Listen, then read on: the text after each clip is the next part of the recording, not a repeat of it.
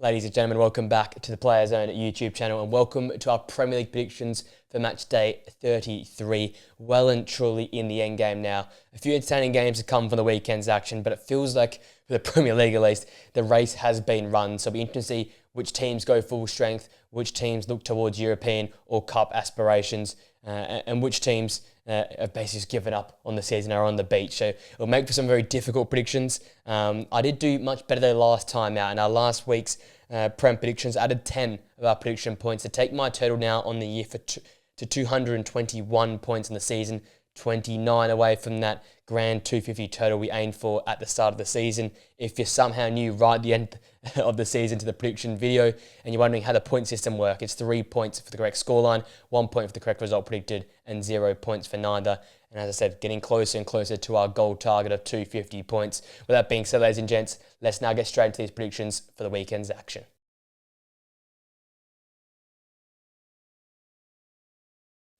We start our weekend off at the G-Tech as Brentford host Brighton.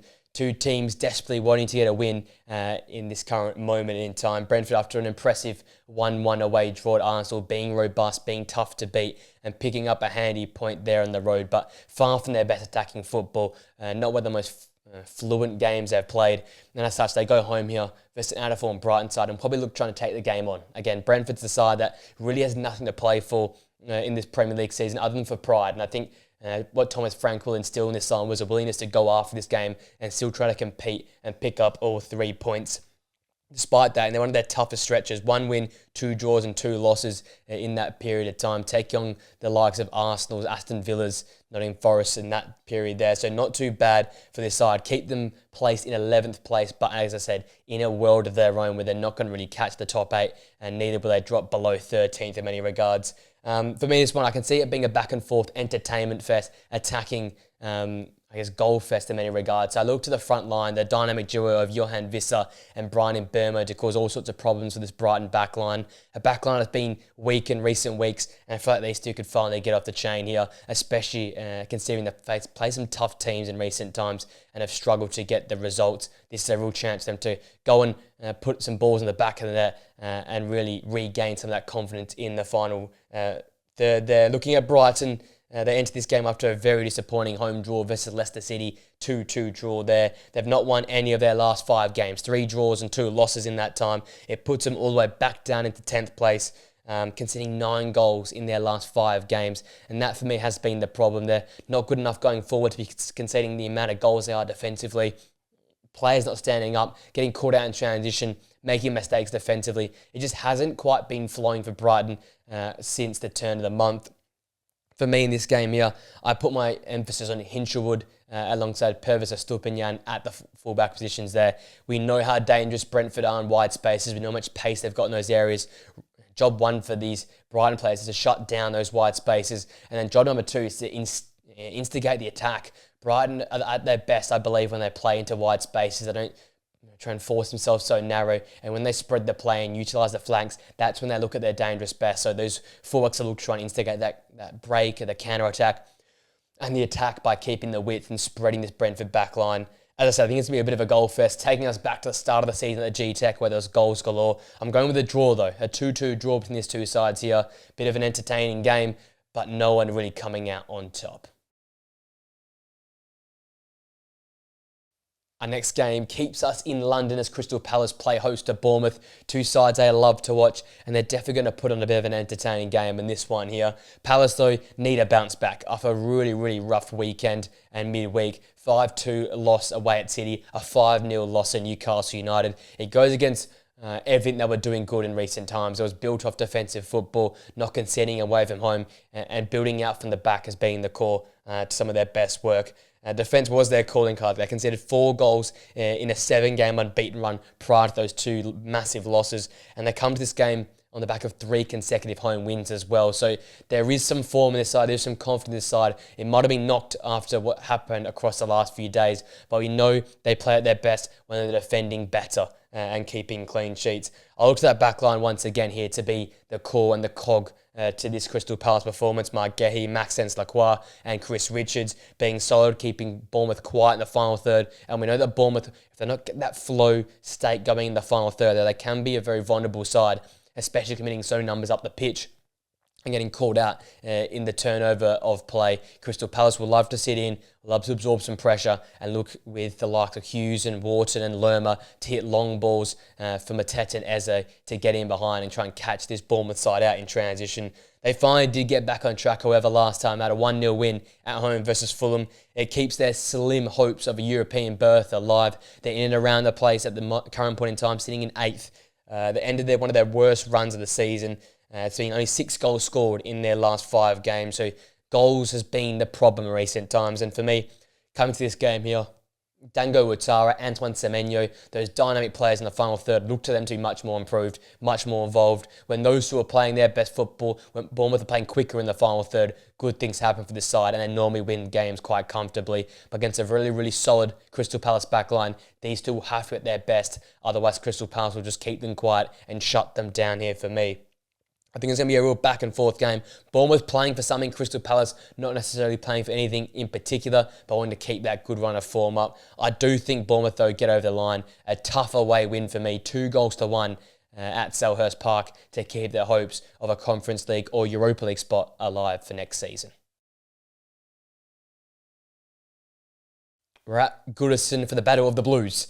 Everton hosting Manchester City in our next game here. Everton, a massive win last time out away at the City Ground. That 1-0 win, late Decore winner. It sent limbs off in the away end and was a real sign of what David Moyes is going to bring to this Everton unit here. They were robust, they were tough to beat, and that's been a theme of them in recent times. Ended a run of 6 games without a win, but in that time, and those last 7 games, they scored 7 goals and picked up 8 points. The masters of the 1-1 draw, the masters being in games and competitive in games. And City will have to be worried coming to this game here because Everton know how to manage games, especially under David Moyes, finding that balance between attacking and defensive football. Coming to this game here, it's 2 sort of areas of the park I look at. The midfield duo of Idrissa Gana-Gueye and James Garner sitting deep, protecting that back 4, but most importantly, instigating the counter-attack, winning that ball back, trying to overpower and outwork the Man City midfield and get Everton out moving in transition. And then on transition, Iliman Ndiaye and Dwight McNeil are going to be so important. If they can get into space, if they can get using their pace into wide spaces in behind, that's when Man City can look the most vulnerable and that's when Everton can look at their best. So massive games required from both those pairs in different areas of the park because we know Everton are going to sit in deep. We know they're going to protect that goal there. And if they can get at City in transition, well, we saw around Christmas time, they can get the better of this Man City side if all goes well. Looking at City, they're back to their relentless best. A 5-2 turnaround victory versus Crystal Palace last time out. It's now 11 goals scored in their last 5 games. They're unbeaten in that time. And it restores faith that this side can truly bounce back. But last time out, it was off the back of Kevin De Bruyne and his intensity and his effort and everyone else lifted behind him. So looking to him to be central yet again to Man City's fortunes in this game here. But also another big changing point or moving point in this game here could be the midfield battle. Man City committed with a really strong midfield combination with Kovacic, Nico Gonzalez, as well as McAtee, Omar Marmoush playing out wide, Kevin De Bruyne playing in the false 9, and just overwhelming that central area, playing a lot of centrally orientated players and winning that midfield battle versus Crystal Palace. And it showed. They couldn't really get control of the game. And in the end, Man City ran out winners. If they can outrun and outwork that Everton midfield, it takes away one of Everton's strengths and it'll go a long way for Man City winning this game of football. So once again led by Kevin De Bruyne, but look to Mateo Kovacic as well as Nico Gonzalez in the centre of the park there to be pivotal. If Man City win the midfield battle, they win this game for me, and that's why I see City continuing their great run of form.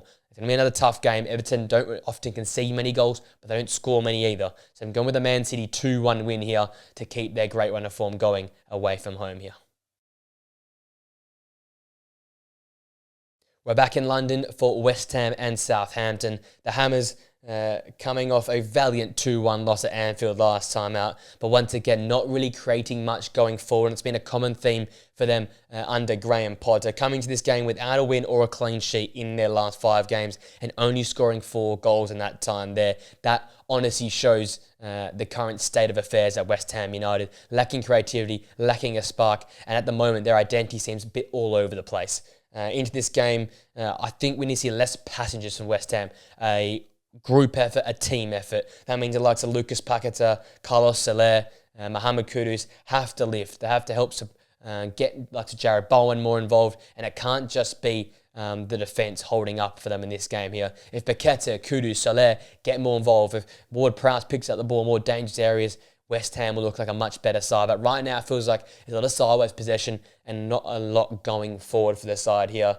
Once again, relentless work from Aaron Wan-Bissaka and Scholes as wing-backs will be pivotal yet again. They've been massive under this new system under Potter. They've been the star players so far. Look for others to help them around them, and there'll be less passengers in this West Ham side here for me. Looking at Southampton, another beating, 3-0 loss last time at home versus Aston Villa. So now no clean sheet in the last 13 games, no win in their last 9 games, and still needing one more point to avoid being the record-breaking worst side ever in the Premier League. For me in this game here, they have little to no chance, but Aaron Ramsdale, look for more magic in goal, more repetitive saves, more big saves, keeping his side in the game. And then the midfield combination of Ugo Chukwu and Mateus Fernandes can look to outwork the West Ham midfield, get on the ball more often and stretch the West Ham midfield, make them run, make them chase. There's an avenue for Southampton to actually get a result in this game here. So they can try and control the ball centrally. It gives an opportunity for Southampton to be competitive because we know how West Ham can falter in the middle of the park. With that being said, I just can't see this West Ham side dropping a point to this Southampton side. They're too weak, they're too vulnerable defensively, and as such I'm seeing West Ham get back on track with a 2-0 win in this game here for me. In one of the games of the weekend, Aston Villa host Newcastle United, both teams vying for those Champions League spaces in the Premier League this season. Aston Villa entering this game after a dominant 3-0 win with a rotated squad versus Southampton, and then a really tough knockout to PSG midweek in the Champions League, but a valiant effort nonetheless in that 3-2 win there at home. They've scored 12 goals in their last 5 games, winning 4 Premier League games in a row. There's a lot of hope. They've continued to rise up the table since late February and currently sit in 7th place, but only 3 points off 4th place Nottingham Forest. So there's belief amongst his Aston Villa side, and it's coincided with greater attacking output. Marcus Rashford and Yuri Tielemans have been massive across the last month. Look to them yet again to be pivotal in this game here. We know Newcastle's backline is very, very solid. We know their midfield trio is very defensively orientated. But Marcus Rashford and Yuri Tielemans right now are playing in a bit of a flow state. They're making things happen. One-touch stuff, creativity and aggression in terms of the way they're attacking in the final third. And it's making Aston Villa win a lot of games of football and look super dangerous in the final third.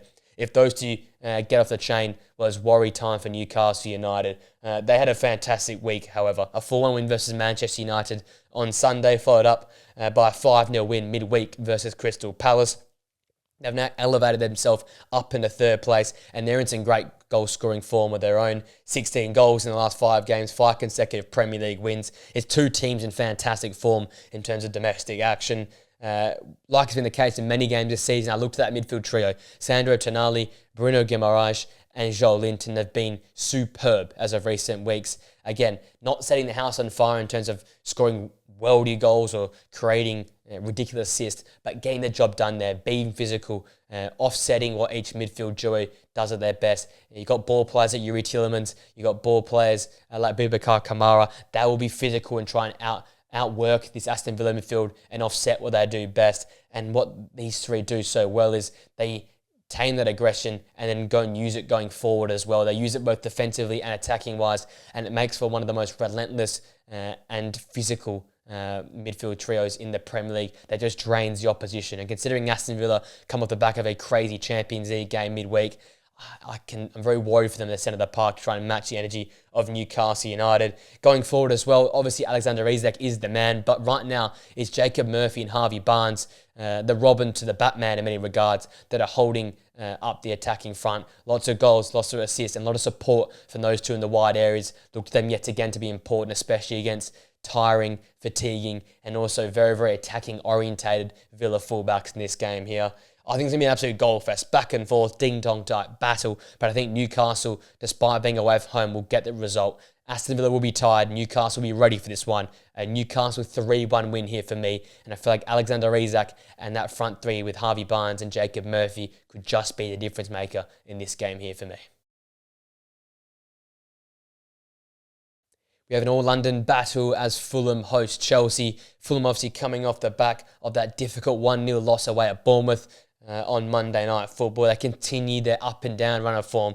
A loss followed by a win for the last 8 games in the Premier League, and goals drying up top with only 6 goals scored in their previous 5 games. Looking at this game here, Chelsea can be vulnerable defensively, but as of recent times, they've been much more solid in that area of the park. So looking to the likes of Andreas Pereira and Alex Iwobi as those 2 chance creators in the final third to try and stretch this Chelsea backline and keep them under pressure. It's when the Chelsea backline is allowed time to set up and time to sit in a deeper line is when they look at their best. But if you catch them out in transition, you get early crosses into the box, smart balls in behind, catch this Chelsea backline while they're moving, that's when they look vulnerable, and that's when they look like they're going to concede a lot of chances and make a lot of mistakes. So massive gains required for those 2 attackers for Fulham. And then also Sasa Lukic and Sander Berge. They've been the underrated midfield combination this season for me in the Premier League, both protecting that Fulham backline, but also for me, winning midfield battles and driving Fulham forward. It gives a license for Andreas Pereira, Iwobi, Adama Traore,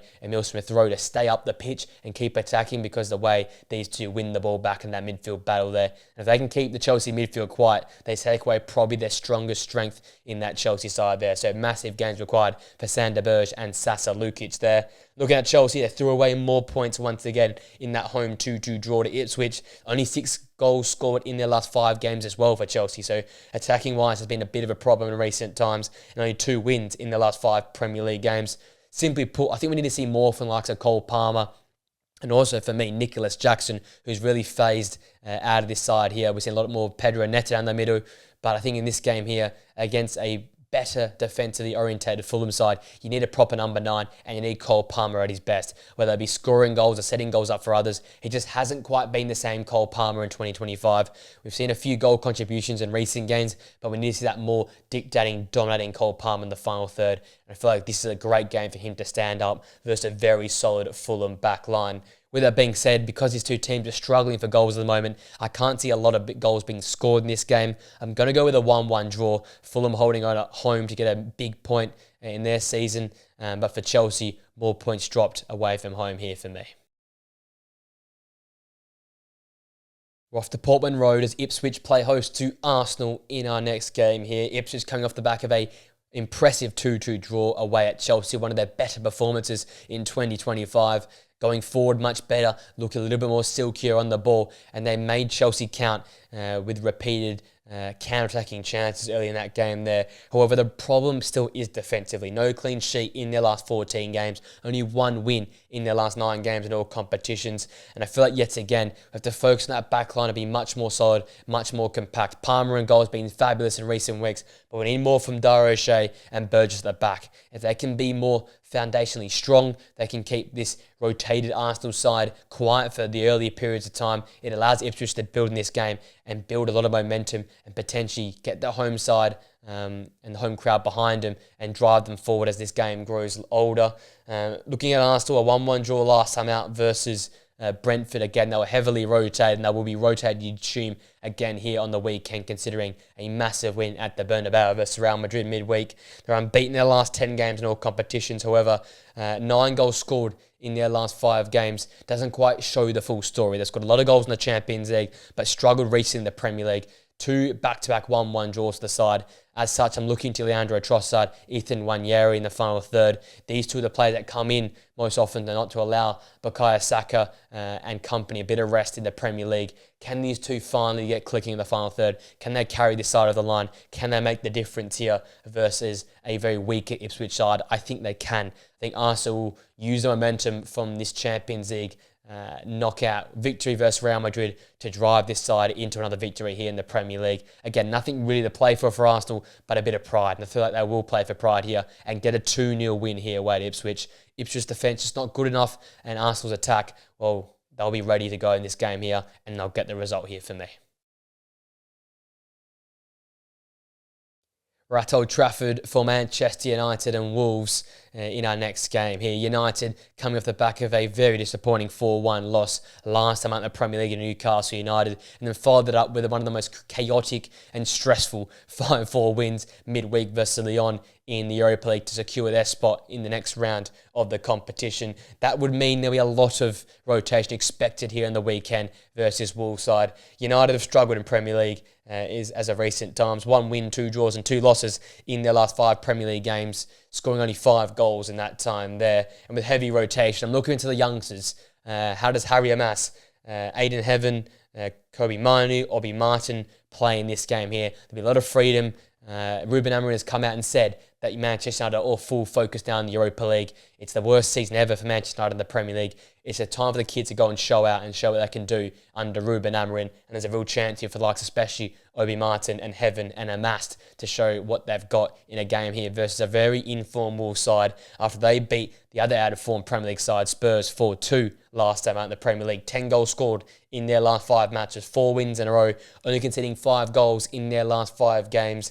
And again, against the inexperienced United side, it will be heavily rotated. I'm looking to their dangerous combination up top of Bellegarde and Strand Larsen to stretch this United backline, keep them accountable, pressurise them as they play out from the back, and cause all sorts of problems at the top end of the pitch. And then also big performances expected from the likes of Andre and João Gomez in midfield. These two are so workmanlike. They were the difference in the first game around December time when they beat Manchester United at the Molineux, and look to those two yet again being physical, snapping at the feet of this United midfield and keeping Wolves in possession when they have the opportunity to. As such, I do see Wolves getting another famous away win here. I think United side will look a lot different to what we saw Thursday night in the Europa League. As such, I've gone with the Wolves 2-1 win here at Old Trafford. Another famous win, another win for Vitor Pereira and Wolves.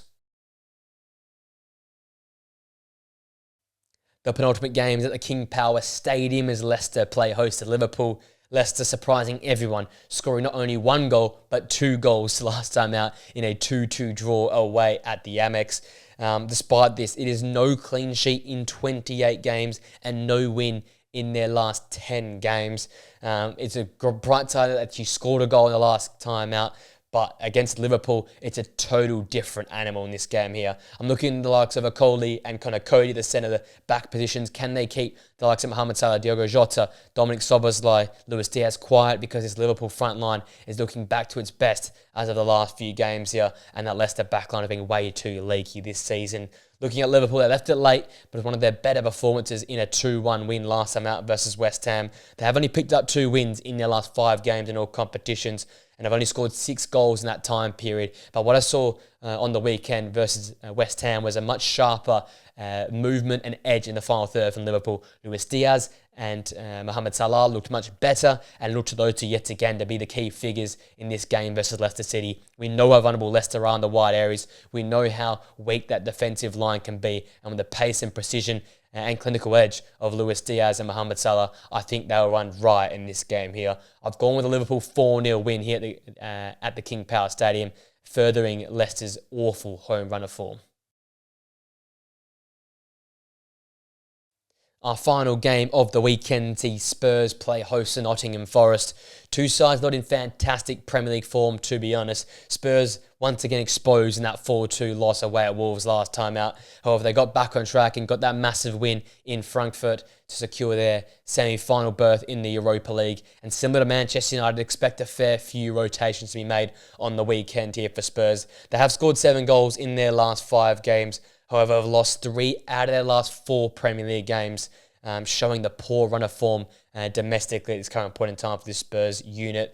With rotation inevitable, and with how dangerous Nottingham Forest are in transition and on the counter-attack, I look at some of the players that might come in defensively. Jed Spence, Davies at the back, and potentially Romero to continue playing at the heart of this defence here. We know what Nottingham Forest want. They want transition, they want the high line, they want mistakes defensively. Spurs need to be much better in possession. They need to make sure they don't hold as such of a high line to allow Alanga and Hudson-Odoi and company space to run in behind. And they need to frustrate Nottingham Forest as much as possible. That means not making mistakes. That means being solid as a defensive back four and keeping Nottingham Forest at bay for as long as possible. Because we saw last time out, they lost to Everton 1-0 with that late Decore winner. And it was Everton's ability to be relentless, to be stubborn and not concede in that game, which got them that result there. Now 2 losses in a row for Nottingham Forest, only 3 points away from dropping down to 7th in the Premier League as they currently sit in 4th. So it's all starting to look a little bit more stressful now for Nottingham Forest, and as the burden grows and the stress grows in this side here, it'd be interesting to see how they respond. Do they keep their foot on the throttle, or do they go in their shell a little bit? And I feel like in this game here, they'll need more incision and precision in the final third and more of a threat in terms of finding the back of the net. They've been struggling for goals in recent times, and I think that comes from the midfield area. Can Morgan Gibbs-White, can Elliot Anderson, can Nicholas Dominguez be that spark for this side to instigate attacking movements, to create chance in the final third, and to allow Nottingham Forest to get on the ball and attack more often than not. Spurs' backline is weak. They're likely to have rotations. You've got to get your foot on the throttle and pin this Spurs line backline right back against their goal, because that's when Spurs will falter, and that's when there's goal opportunity here for this Nottingham Forest side. And I do see them doing that. I think Nuno's side this year, this is a bit of a blip for them, but they've always got back on the horse and always got back to their best football. And I think once again this game here, they'll re-find that attacking spark. I've gone with a Nottingham Forest 3-1 win. The Spurs backline not good enough. Rotation will be key, and Nottingham Forest desperate to keep their top 4 hopes alive this season.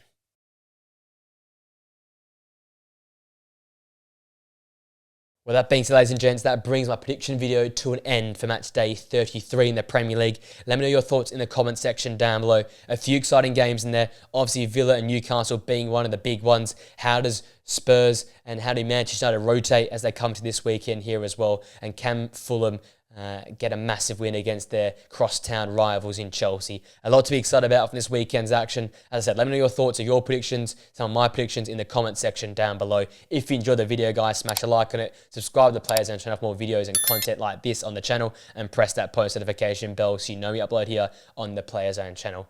With that being said, guys, I hope you have a great day. Enjoy the rest of your day. Enjoy the weekend's football action. And I'll see you guys in the video or podcast very, very soon.